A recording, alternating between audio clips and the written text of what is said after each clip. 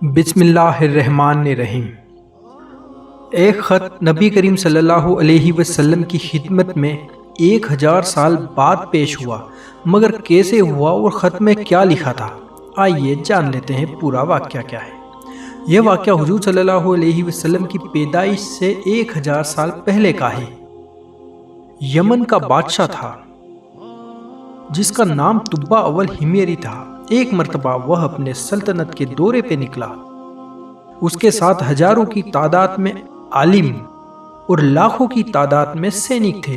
اس کا پورا مجمع اس شان سے نکلا کہ جہاں بھی پہنچتا اس کی شاہی شان و شوکت دیکھ کر لوگوں کی بھیڑ اسے دیکھنے کے لیے جمع ہو جاتی تھی۔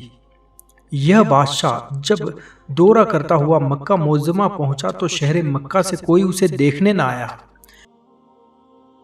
بادشاہ حیران ہوا اور اس نے اپنے وزیر اعظم سے اس کی وجہ پوچھی تو اس نے بتایا کہ اس شہر میں ایک گھر ہے جسے بیت اللہ کہتے ہیں، اس کی اور اس کے خادموں کی تمام لوگ بے حد تعظیم کرتے ہیں، اور جتنا آپ کا لشکر ہے اس سے کہیں زیادہ دور اور نزدیک کے لوگ اس گھر کی زیارت کو آتے ہیں اور یہاں کے لوگوں کی خدمت کر کے چلے جاتے ہیں،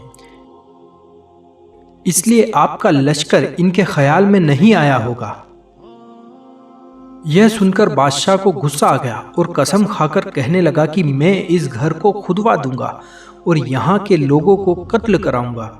بس یہ کہنا تھا کہ بادشاہ کے ناک، منہ اور آنکھوں سے خون بہنا شروع ہو گیا۔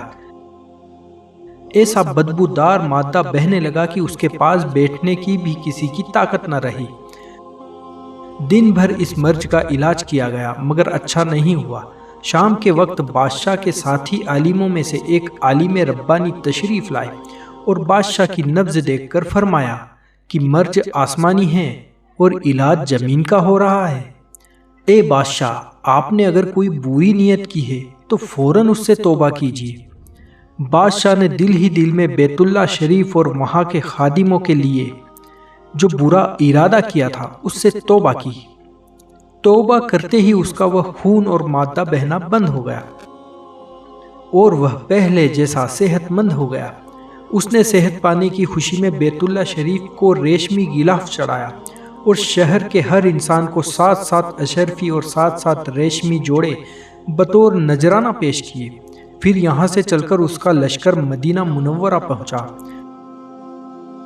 تو بادشاہ کے ساتھی عالموں نے، جو اس وقت کے آسمانی کتابوں کے عالم تھے، وہاں کی مٹی کو سونگھا اور کنکریوں کو دیکھا اور آخری نبی کی ہجرت گاہ کی جو نشانیاں انہوں نے پڑھی تھی ان کے مطابق اس سرزمین کو پایا، تو آپس میں عہد کر لیا کہ ہم یہیں مر جائیں گے مگر اس سرزمین کو نہ چھوڑیں گے۔ اگر ہماری قسمت نے ساتھ دیا تو کبھی نہ کبھی جب آخری نبی صلی اللہ علیہ وسلم یہاں تشریف لائیں گے ہمیں بھی زیارت کا شرف حاصل ہو جائے گا، ورنہ ہماری قبروں پر تو ضرور ہی کبھی نہ کبھی ان کی جوتیوں کی مقدس خاک اڑ کر پڑ جائے گی جو ہماری نجات کے لیے کافی ہے۔ یہ سن کر بادشاہ نے ان عالموں کے واسطے مدینے میں ہی 400 مکان بنوا دیے اور اس وقت کے بڑے عالم ربانی کے مکان کے پاس حضور صلی اللہ علیہ وسلم کی خاطر ایک 2 منزلہ عمدہ مکان تیار کرایا اور وصیت کر دی کہ جب آپ تشریف لائے تو یہ مکان آپ کی آرام گاہ ہوگی، اور ان 400 علماء کی کافی امداد بھی کی اور کہا کہ تم ہمیشہ یہیں رہو۔ پھر بڑے عالم ربانی کو ایک خط لکھ کر دیا اور کہا کہ میرا یہ خط ان آخری نبی صلی اللہ علیہ وسلم کی خدمت میں پیش کر دینا، اور اگر زندگی بھر تمہیں حضور صلی اللہ علیہ وسلم کی زیارت کا موقع نہ ملے تو اپنی اولاد کو وصیت کر دینا، اور ان کو بھی زیارت نصیب نہ ہو تو ان کی اولاد کو وصیت کر دینا۔ جب تک زیارت نہیں ہوتی یہ سلسلہ رکنا نہیں چاہیے۔ میرا یہ خط تب تک محفوظ رکھا جائے جب تک سرکار صلی اللہ علیہ وسلم کی خدمت میں پیش نہ کیا جائے۔ یہ کہہ کر بادشاہ وہاں سے چلا گیا۔ وہ خط نبی کریم صلی اللہ علیہ وسلم کی خدمت میں 1000 سال بعد پیش ہوا، مگر کیسے ہوا اور خط میں کیا لکھا تھا سنیے۔ اور عظمت مصطفیٰ صلی اللہ علیہ وسلم کا اعتراف فرمائیے۔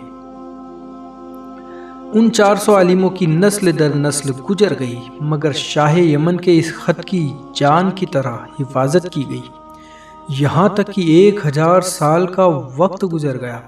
ان عالموں کی اولاد اس کثرت سے بڑی کہ مدینے کی آبادی میں کئی گنا اضافہ ہو گیا، اور یہ خط دست بدست میں وصیت کے اس بڑے عالم ربانی کی اولاد میں سے حضرت ابو ایوب انصاری رضی اللہ تعالی عنہ کے پاس پہنچا، اور آپ نے وہ خط غلام خاص ابو لیلہ کی حفاظت میں رکھا۔ جب حضور صلی اللہ علیہ وسلم مکہ معظمہ سے ہجرت فرما کر مدینہ منورہ پہنچے تو مدینے کے خوش نصیب لوگ محبوب خدا کا استقبال کرنے کو بھیڑ کی بھیڑ آ رہے تھے۔ کوئی اپنے مکانوں کو سجا رہا تھا، کوئی دعوت کا انتظام کر رہا تھا، اور سب یہی سوچ رہے تھے کہ حضور صلی اللہ علیہ وسلم میرے گھر تشریف فرمائیں۔ مگر حضور صلی اللہ علیہ وسلم نے فرمایا کہ میری اونٹنی کی نکیل چھوڑ دو، جس گھر میں یہ ٹھہرے گی اور بیٹھ جائے گی وہی میرے رہنے کی جگہ ہوگی۔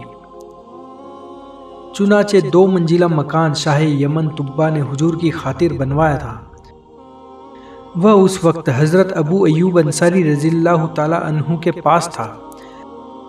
اسی میں حضور صلی اللہ علیہ وسلم کی اونٹنی جا کر ٹھہر گئی۔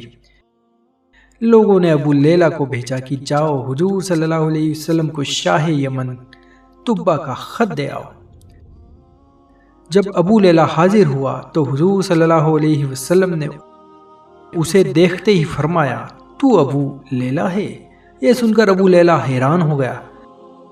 حضور نے پھر فرمایا، میں محمد رسول اللہ صلی اللہ علیہ وسلم ہوں۔ شاہ یمن کا جو میرا خط تمہارے پاس ہے لاؤ، وہ مجھے دے دو۔ چنانچہ ابو لیلہ نے وہ خط دیا، اور حضور نے اس خط کو پڑھ کر فرمایا، نیک بھائی طبہ کو آفرین و شاباش۔ خط میں کیا لکھا تھا آئیے جان لیتے ہیں۔ خط کا مضمون یہ تھا، کم ترین مخلوق طبہ اول ہمیری کی طرف سے شفیع المذنبین سید المرسلین محمد صلی اللہ علیہ وسلم، اما بعد، اے اللہ کے حبیب، میں آپ پر ایمان لاتا ہوں، اور جو کتاب آپ پر نازل ہوگی اس پر بھی میں ایمان لاتا ہوں، اور میں آپ کے دین پر ہوں۔ بس اگر مجھے آپ کی زیارت کا موقع مل گیا تو بہت اچھا و غنیمت، اور اگر میں آپ کی زیارت نہ کر سکا تو میری شفاعت فرمانا، اور قیامت کے روز مجھے نظر انداز نہ کرنا۔ میں آپ کی پہلی امت میں سے ہوں، اور آپ کے ساتھ آپ کی آمد سے پہلے ہی بیعت کرتا ہوں۔ میں گواہی دیتا ہوں کہ اللہ ایک ہے، اور آپ اس کے سچے رسول ہیں، سچے رسول ہیں، سچے رسول۔ دوستو، اس پورے واقعے سے ہمیں سبق ملا کہ ہمارے حضور صلی اللہ علیہ وسلم کا ہر زمانے میں چرچا رہا ہے۔ خوش قسمت لوگوں نے ہر دور میں حضور صلی اللہ علیہ وسلم سے فیض پایا۔ ہمارے حضور صلی اللہ علیہ وسلم اگلی پچھلی تمام باتیں جانتے ہیں۔ یہ بھی معلوم ہوا کہ حضور صلی اللہ علیہ وسلم کی آمد کی خوشی میں مکانوں اور بازاروں کو سجانا اور سجاوٹ کرنا صحابہ کرام کی سنت ہے۔ دوستو، ویڈیو اچھی لگی ہے تو لائک کرنا، شیئر کرنا، اور چینل کو سبسکرائب کر کے ہمارا سپورٹ کرنا۔